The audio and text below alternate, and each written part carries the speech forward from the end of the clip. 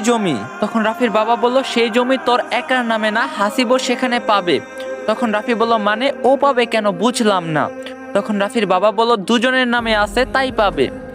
তখন রাফি বলল কিন্তু বাবা এই সব তো আমি নিজের টাকায় কিনেছি।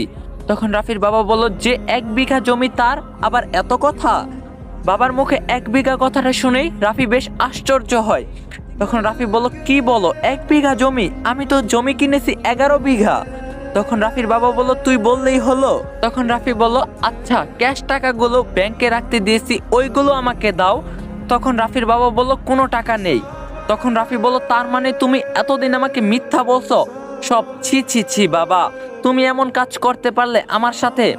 তখন রাফির বাবা বলল চুপচাপ খাইতে হলে খা, না হলে যেখান থেকে এসেছিস সেখানে যা। বাবার মুখে কথাটি শুনেই রাফির বুকটা কেমন জানি কম্পন দিয়ে উঠল। তখন রাফি বলল বাহ বাবা বাহ, তুমি কত সুন্দর করে কথা বলতে পারো, আমি ভাবতে পারি নাই তুমি এতটা ছলনাময়ী। এই কথা শুনে রিয়া বলল হাসিব তোমার বাবাকে একটা মানুষ অপমান করতেছে আর তুমি মুখ বুজে সহ্য করতেছো, কেমন ছেলে তুমি। তখন রাফি বলল এই চুপ কর তুই, একটা মানুষ কি রে। তখন রিয়া বলল কি ভাবছিস তোর এই ধমকে আমি ভয় পাবো আর চুপ করে থাকবো। তখন রাফি বলল হাসিব ওকে চুপ থাকতে বল, না হলে কখন যে থাপ্পড় দিব নিজেই জানি না। তখন হাসিব বলল আমার বউ তো মিথ্যা কিছু বলতাছে না, সত্যিই তো তুই বাবাকে অপমান করতাছিস, আবার বড় বড় কথাও বলতাছিস। তখন রাফি বল ওহ বাবা তোমাকে শেষবারের মতো একটি কথা বলি, তুমি কি আমার কষ্টের টাকা পয়সাগুলো ফিরিয়ে দিবে প্লিজ, আমি নতুন করে বাঁচতে চাই। তখন রাফির বাবা বলল কোনো টাকা নেই। তখন রাফি বলল মা তুমি তো কিছু বলো বাবাকে। তখন রাফির বাবা বলল তোর মা কি বলবে শুনি, এই বাসাতে আমি যা বলবো তাই হবে। তখন রাফি বলল ভালো, খুবই ভালো। আর কোনো তর্ক না করে রাফি নিজের রুমে চলে যায়। খাওয়া দাওয়া না করেই রুমে এসে ভাবতে থাকে সত্যিই তো পুতুল মিথ্যা কিছু বলে নাই, আমার পরিবারের লোকেরা ভীষণ খারাপ। এমন সময় রাফি লক্ষ্য করে রিয়া তার রুমে এসেছে।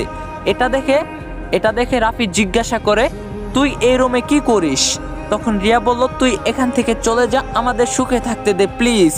তখন রাফি বলল ছি রিয়া, তুই যে এমন হয়ে যাবি আমি কখনো কল্পনাও করতে পারি নাই। তখন রিয়া বলল যা হবার হয়ে গেছে, তুই চলে যা এই বাসা থেকে। তখন রাফি বলল আশ্চর্য, আমার বাসা থেকে আমি কেন চলে যাব। তখন রিয়া বলল যাবি কি না। তখন রাফি বলল যাব না, দেখি তুই কি করতে পারিস। তখন রিয়া বলল ঠিক আছে দেখ আমি কি করতে পারি আর না করতে পারি। এই কথাটি বলে রিয়া দরজাটা লাগিয়ে দেয় সাথে সাথে। তখন রাফি বলল এই দরজা লাগিয়ে দিচ্ছিস কেন। দরজা লাগিয়ে দিয়ে রিয়া এমন একটি কাহিনী ঘটিয়ে ফেলে যার জন্য রাফি মোটেও প্রস্তুত ছিল না।